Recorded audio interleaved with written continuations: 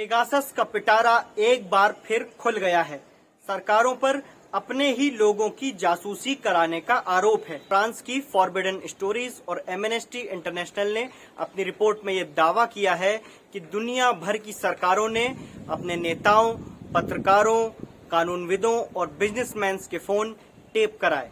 जिन लोगों की जासूसी की गई या जो निशाने पर थे, उनमें राहुल गांधी, प्रशांत किशोर और केंद्र सरकार के मंत्री शामिल हैं। पेगासस प्रोजेक्ट के पास 10 देशों के कम से कम 50,000 फोन नंबरों की लिस्ट है जो निशाने पर थे। सबसे बड़ी विपक्षी पार्टी कांग्रेस के पूर्व अध्यक्ष राहुल गांधी का नंबर 2 बार संभावित सर्विलांस लिस्ट में शामिल किया गया था।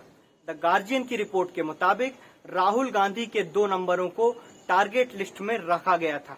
राहुल गांधी के अलावा राजनीतिक रणनीतिकार प्रशांत किशोर, पश्चिम बंगाल की मुख्यमंत्री ममता बनर्जी के भतीजे अभिषेक बनर्जी, चुनाव आयोग के पूर्व अधिकारी अशोक लवासा और वायरोलॉजिस्ट गगनदीप कंग का नाम भी टारगेट लिस्ट में शामिल है। गार्जियन की रिपोर्ट के मुताबिक प्रशांत किशोर के फोन की हैकिंग पक्के तौर पर हुई।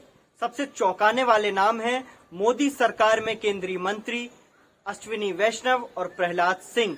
इसके अलावा भारत के 40 पत्रकारों के नंबर भी इस लिस्ट में शामिल हैं, जिनकी या तो जासूसी की गई या जो निशाने पर थे। सबसे पहले समझते हैं कि पेगासस प्रोजेक्ट आखिर है क्या। फ्रांस की संस्थान फॉरबिडन स्टोरीज और एमनेस्टी इंटरनेशनल ने यह दावा किया है कि 10 देशों की सरकारों की रडार पर 50,000 नंबर थे।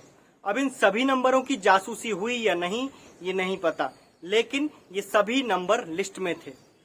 प्रोजेक्ट में जितने सैंपल्स की जांच हुई, सामने आया कि इसमें से आधे पेगासस के जरिए ट्रेस किए गए थे और इसी खुलासे को नाम दिया गया पेगासस प्रोजेक्ट। किन किन लोगों ने पेगासस प्रोजेक्ट को अंजाम दिया?